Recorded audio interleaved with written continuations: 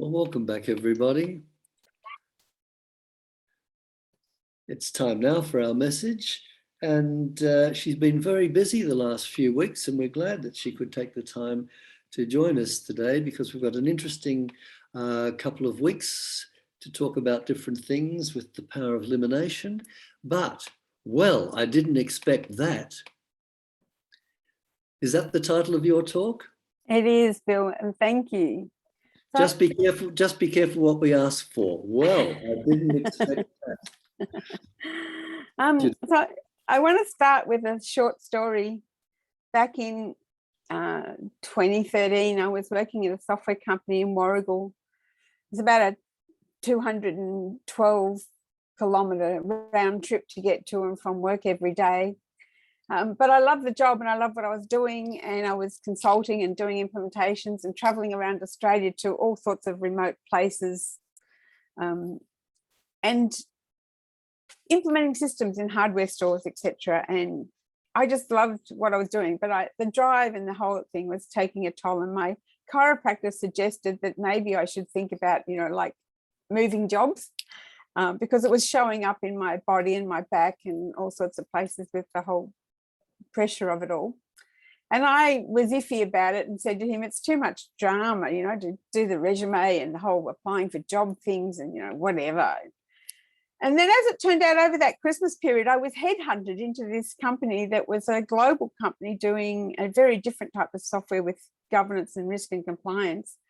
And they wanted me, or the Indian, he was from India, he'd only been here a few months, and he was looking for someone to be able to manage the team here as far as the consulting team and the help desk group and whatever. And it was quite a nice package, so I said yes and shifted jobs. And I was there for 2 months and we parted ways. And I've got to say, well, I never saw that coming. And that was really a turning point for me, because I then went, this whole IT industry thing, maybe it's time I stopped doing that. But the interesting part was I left the company on the Thursday, and that following weekend, there was my first neuro-linguistic programming weekend workshop that I went to. And by the time 6 months later was up from leaving that job and just committing myself to the whole process, I'd actually learned a whole lot of information and how-tos and skills all about consciousness. And I really became more aware of how much I love that, my passion for this consciousness thing. Of course, that was 2014, and the journey from then till now has been a few more of those experiences of the unexpected type. We all have them. We could stand there often, I think, in our lives at different times and say, well, I never saw that coming. In December 2018, my eldest son got married, and that was just a beautiful experience. And I met my source, or my grandchildren, for the first time. While I was at that wedding, and because of the challenges within my own family, I decided that I would make an effort to go and reconnect with my family of origin, my brothers and sisters. And so a couple of weeks after the wedding, I decided to Google and have a look at where my half brother was, what was happening. And, well, I never saw that coming either. I found a funeral notice from January 2017, almost 2 years earlier. My brother, I always had this idea that, well, if something serious happened in the family, someone would let me know, even though we weren't really communicating. Clearly, that's not true. So I never saw that coming either. And in 2019, I made a commitment to learn more and to complete all the classes for Unity Spiritual Education and Enrichment, the SEE classes, we call them. And that was part of the change. There were some pretty dramatic things between my son's wedding and discovering my brother had passed 2 years earlier, and everything that had been happening from what I'd started to really focus on with consciousness and learning. I decided that I was going to commit. And now I look back from almost completing a very unexpected, another, well, I never saw that coming moment to decide to become a licensed Unity teacher. I kind of look back now and I can see the divine order in all those things. I couldn't really see it when I was in the midst of it, but I could see it once I now get to here, and I know how much I love this material and I just love sharing it with people. And at the moment I'm in the middle of the prosperity class that I'm doing, Prosperity for Life, and just really enjoying it and enjoying the contribution that everyone brings to the classes. And so it's just showing up as a real passion. But when I was in the midst of all of that stuff going on, I certainly didn't really see the divine order in it all, and I didn't understand it. So I'm pretty sure there's a few things going on with our world right now where many of us are feeling the, well, I didn't see that coming part. So I just want to talk about a little bit from a writing that Reverend Paul John Roach did. And he called this Divine Order in the Midst of Chaos, and says, even during challenging times, the possibility for transformation is always here. And I'm pretty sure if you ask anybody in the world today, in December 2019, did we know what was going to happen over the next 2 years? They would all stand there and look at you and say, well, I never saw that coming. It's been quite a journey as we pass through this time. And when we're not there, we had a talk the other week from Phyllis. We're still finding our way, but along the way, a lot more things have come up. And we're still saying, well, I never saw that coming. The thing is that Reverend Paul Roach talks about this whole idea of, even in the darkness, it's not dark to you, Lord. So he talks about the universe. He writes, the universe and mankind's understanding of it is constantly unfolding. Newtonian physics, in its elegance and surety, became the foundation of our understanding for 2 centuries. Then apparently the chaotic and contradictory landscape of quantum physics was posited, which shifted our adventure both in knowledge and to new levels of thinking. The outwardly crazy dance of subatomic particles and their refusal to be pinned down in time and nature can initially confuse us, but is ultimately exhilarating. Particle or wave, spirit or matter, order or chaos. In our new understanding, we do not have to choose one or the other.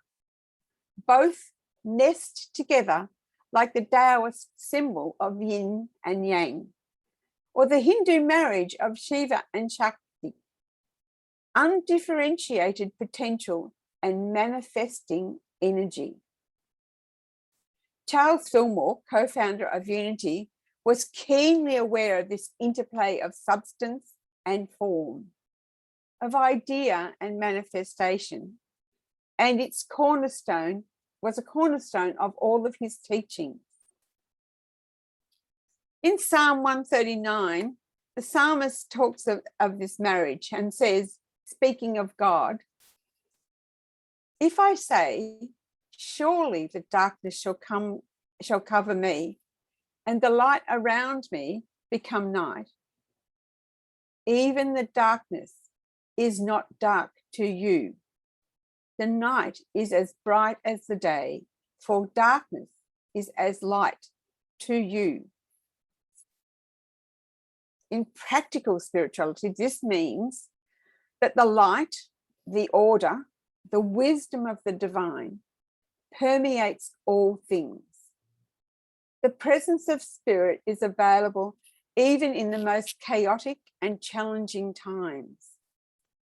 The possibility for transformation is always here.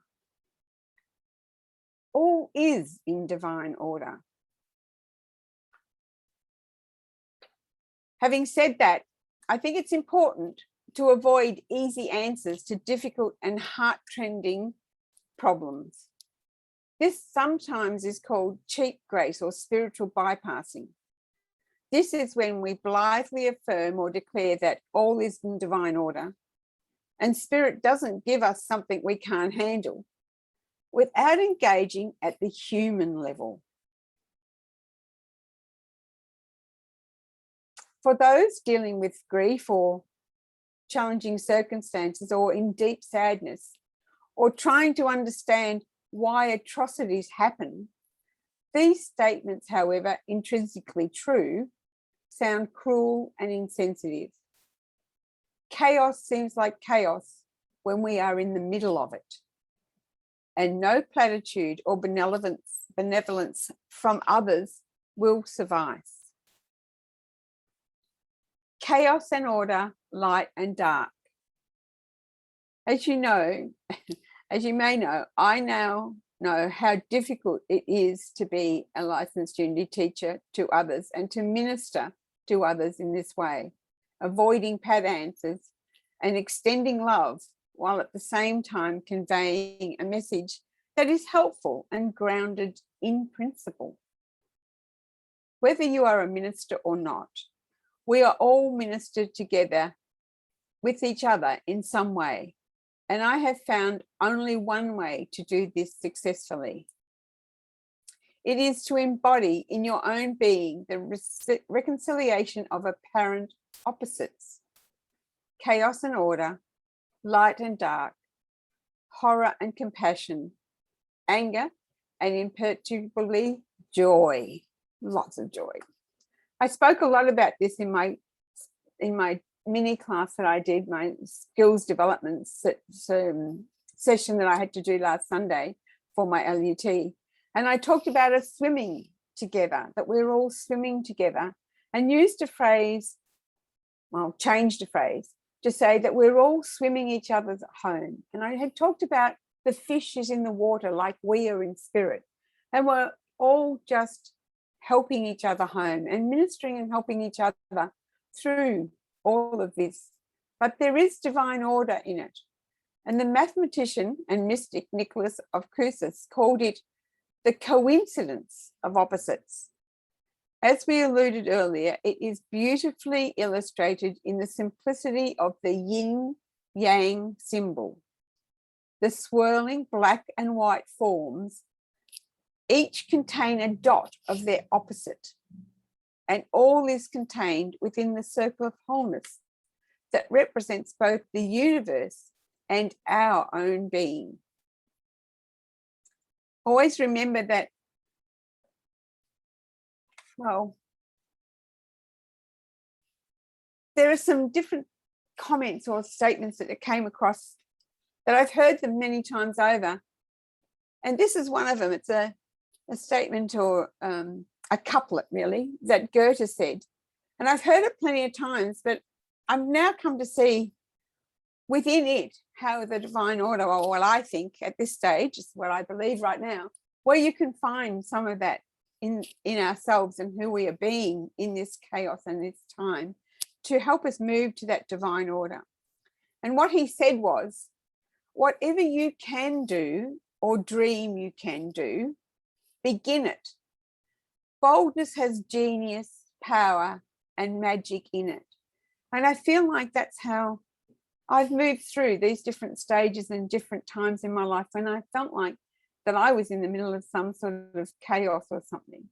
And out of that has come really the opportunity for divine order. And now I look back, like I said before, and I see those things of divine order.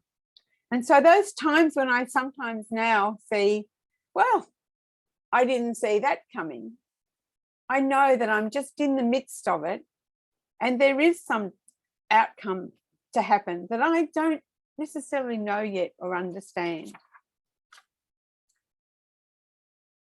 One of the things I also wanted to talk about was, you know, the divine design of life that manifests not from what we think, but from what a spirit thinks, something higher than us.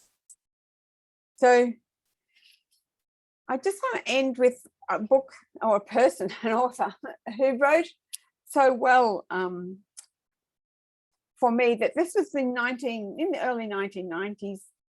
Eric Butterworth was one of the first, well, he probably was the first New Thought author and Unity author that I came across. And I read a book back then called Celebrate Yourself.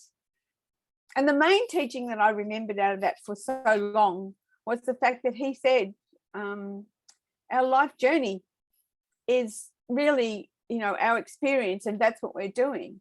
Our age is not our concern. That's for spirit to concern with. Our job is to live our life and to experience and have it. And that was the main thing that I loved about it.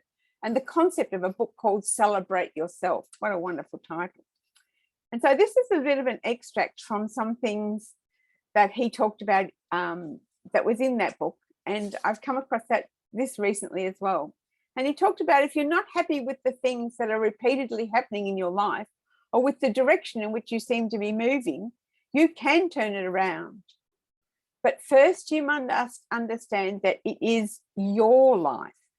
You live in a world of your own thoughts, and that you can change your life by altering your thoughts whenever you really want to do so. This is not to say it's easy, but it is possible. I frequently talk these days about feelings, and was recently talking about some decisions I might make about moving in house and whatever from where I am in maybe, early next year or something. And it's not I haven't decided I will. I'm just thinking about what are the options there, as some things in my life are also changing. And a part of that, I had a conversation with someone, quite an in-depth conversation, and it appeared that there was this confirmed decision that that's definitely what I was going to do. But I then hung up from that conversation. I went out to the kitchen to put the kettle on and was pondering that for a moment. And as I thought about actually doing that, I could feel in my body that this wasn't something I necessarily wanted to do or decide right now. And so it's not always just the thoughts that we're having. And as we develop and we come along and we start to learn more about our own spiritual connection and listen to our bodies and our reactions and our thoughts, that's the time, sometimes when we're in chaos, that's a great time to maybe sit down and do some journaling. And in my case with this, I took note. I was aware and went, wow, my body didn't react too well with that. And the thoughts now are flowing. And there were several thoughts about, do I really want to do that? I love living in Melbourne. I love the location I'm living in. So all sorts of things started flooding up. I don't really know where that's going to go and end, and I may not move anywhere. However, Goethe said, whatever it is you dream of doing, be bold about it. And then the miracles and things happen, and the chaos becomes order, or the divine order then shows up. So Eric Butterworth finishes his article here saying, if you are not satisfied with the direction your life has taken or with experiences that continually manifest, you can change by getting into attitudes and feelings that you assume you would have if you were now experience the desired conditions. You may object, but I feel tired and defeated. How can I help that? Feelings are not beyond the control of the will. You are not your feeling. You have feeling. And the you that has feelings can control and reverse them. It is never too late to turn your life around, to break the patterns of negativity that keep manifesting themselves as age and deterioration, as inharmony and loneliness, as illness and physical discomfort, and as financial insecurity and lack. You will have to repent and follow the higher way of living and thinking. Wake up from your self-limiting thought to self-releasing vertical thought, and you will experience the ceaseless flow of your own good. In our world, there is divine order, and we are certainly in the midst of many days right now, I believe, where many of us are saying, well, I never saw that coming. Transformation is available to us in this time. And divine order is always the outcome as we connect with that spirit part of us and take in the learnings and lessons. As Reverend Grace always tells us, that anything happening in life, you can look at it and say, thank you, Spirit. Now, where are the gifts and where are the lessons? And we can move through that to connect to the divine order that is unfolding in our lives together. And a part of that was, I had no idea when I was thinking of this talk that the daily word today was going to be divine order. Just shows you how these things can show up in an unexpected way.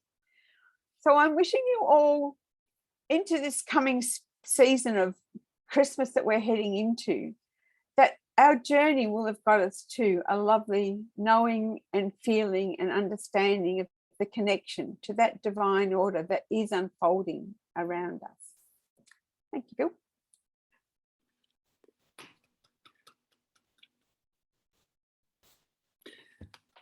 Thank you, Diane. Just what we needed.